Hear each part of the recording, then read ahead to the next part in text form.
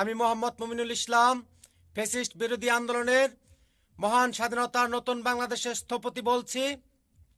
আমি ফ্যাসিস্ট বিরোধী আন্দোলনে যে সকল বীরশ্রেষ্ঠ সন্তান ফ্যাসিস্ট সরকারের বাহিনীর হাতে গুলিবিদ্ধ হয়ে শাহাদাত বরণ করেছেন তাদের রুহের মাগফিরাত কামনা ও ফ্যাসিস্ট সরকারের আমলে যে সকল বীরশ্রেষ্ঠ সন্তান জিম্মি রেখে রাতের নিবৃত্তে গুম করে হত্যা করা হয়েছে তাদের রুহের মাগফিরাত কামনা ও বিনম্র শ্রদ্ধা নিবেদন করছি। এবং এক দফা বাস্তবায়ন প্রতিষ্ঠিত করতে গিয়ে যে সকল বীরোত্তম সন্তান ফ্যাসিস্ট সরকারের হাতে গুলিবিদ্ধ হয়ে পঙ্গুত্ব জীবনযাপন করে হাসপাতালে ভর্তিরত আছে তাদের সুস্থতা ও দীর্ঘায়ু কামনা করছি। আমি বাংলাদেশ ও বিশ্বের সমস্ত জনগণকে ফ্যাসিস্ট বিরোধী আন্দোলনের মহান স্বাধীনতার রক্তিম শুভেচ্ছা জানাচ্ছি। আমি আমার জীবনের সংক্ষিপ্ত খণ্ডচিত্র ফ্যাসিস্ট কুকর্মের সাথে সম্পৃক্ত আমার জীবনের সাথে সম্পৃক্ত আপনাদের সামনে তুলে ধরছি। আমি 2006 সালে বাংলাদেশ পুলিশ বাহিনীতে রিক্রুটিং হয়ে টাঙ্গাইল পিটিসিতে 6 মাস মৌলিক প্রশিক্ষণ শেষ করে চট্টগ্রাম RRF রেঞ্জ রিজার্ভ পুলিশে আমাকে বদলি করা হয়। তৎকালীন রেঞ্জ রিজার্ভ পুলিশ আড়াই সাপ আমাকে পুলিশ ফুটবল টিম নিয়োগ করে। আমি দীর্ঘ 3 বছর সততা ও নিষ্ঠার সাথে ফুটবল টিমে কর্মরত ছিলাম। সেখান থেকে আমাকে তৎক্ষণাৎ বদলি করা হয় রাঙ্গামাটি পুলিশ লাইনে। রাঙ্গামাটি পুলিশ লাইন থেকে তৎকালীন পুলিশ সুপার আমেনা আমাকে বাগাইছড়ি থানাধীন দূরছড়ি পুলিশ ফাঁড়িতে বদলি করে 2010 সাল। সেই সময় হেফাজতের আন্দোলন চলাকালীন সময়ে হেফাজতের লোকজনকে অন্যায়ভাবে হত্যা করার কারণে আমি তৎকালীন ক্যাম্পের ইনচার্জকে আমি চাকরি প্রকাশে অনীহা প্রকাশ করি এবং হেফাজতের আন্দোলনের সাথে সম্পৃক্ত হওয়ার কথা আমি স্বীকৃতি দান করি। তৎক্ষণাৎ তিনি পুলিশ সুপার আমেনাকে আমার বিষয়ে রিপোর্ট করে তৎক্ষণাৎ প্রশাসনিক কারণে পুলিশ লাইনে আমাকে রাঙ্গামাটি পুলিশ লাইনে বদলি করে নিয়ে আসেন।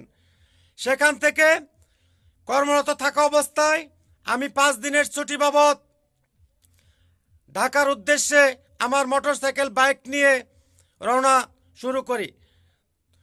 রাউজান আসার পথে রানীরহাটে আমাকে সিএনজি থেকে ধাওয়া করা হয়। সিএনজি দিয়ে আমাকে জিজ্ঞাসাবাদ চিল্লাচিল্লি করে আমাকে ডাকা হয়।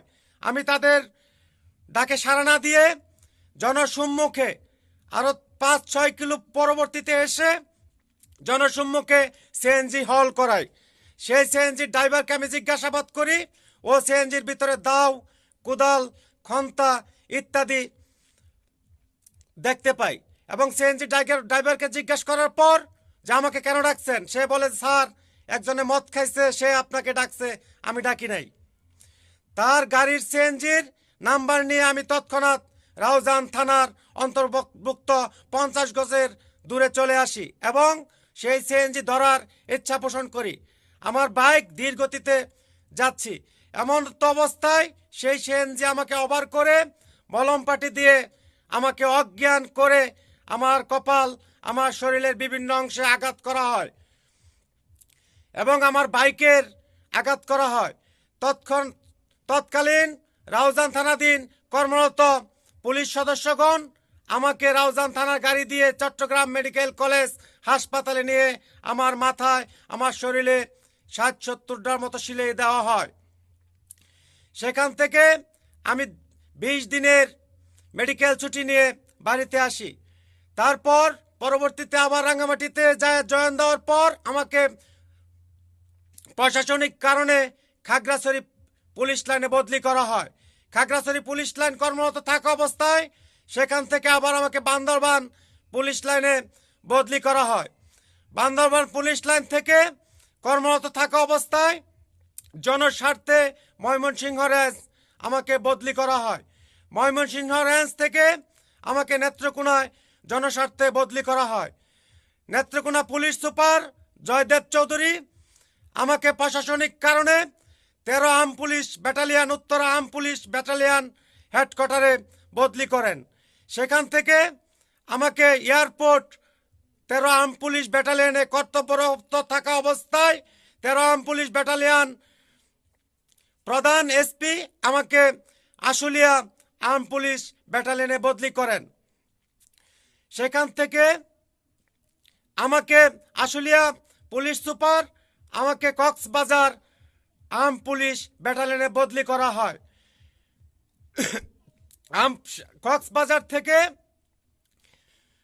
পরবর্তীতে আমাকে আবার ফ্যাসিস্ট সরকারের প্রধানমন্ত্রীর কার্যালয়ে বদলি করা হয়।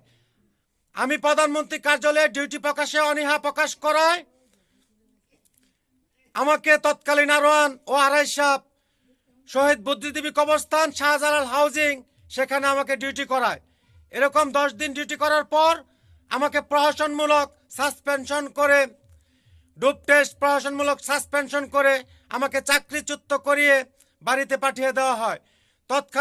তৎকালীন আরোয়ান সাহেব 2021 সালে আমাকে বলছে যে আপনি বাড়িতে যেয়ে 6 মাস পালিয়ে থাকবেন। আমি সেই কথার কর্ণপাত না করে বাড়িতে এসে আমার দিন যাপন অতিবাহিত করতেছি। এমত অবস্থায় আমাকে প্রহসনমূলক ফ্যাসিস্ট সরকারের কুচক্রমহল দুর্গাপূজা ভাঙ্গার দোহাই দিয়ে, অথচ দুর্গাপূজা ভাঙ্গার কোনো প্রমাণ ও সাক্ষী আমাদের সম্প্রদায়ের লোক ও পাড়ার কেউ দিতে পারবে না বা সাক্ষী নেই। আমাকে জেলখানায় শেরপুর জেলে প্রেরণ করা হয়। শেরপুর জেল থেকে আমাকে 3 জনে আমার গলা টিপে ধরে শেরপুর হরিন্দরা ফট্টামারির জুলহাস ও আরও 2 জন আমার নাম অজ্ঞাত আমাকে গলা চিপে ধরে হত্যা করার উদ্দেশ্যে আমি কামড় দিয়ে আমার আত্মরক্ষা করি। আমি বাংলাদেশ ও সমস্ত বিশ্বের জনগণকে আমার সংক্ষিপ্ত জীবনী তুলে ধরলাম। আল্লাহ হাফেজ। নারে তকবীর, আল্লাহু আকবার। দক্ষিণ নকলা শেরপুর, ময়মনসিংহ, বাংলাদেশ আন্দোলন কাফেলা কার্যালয়।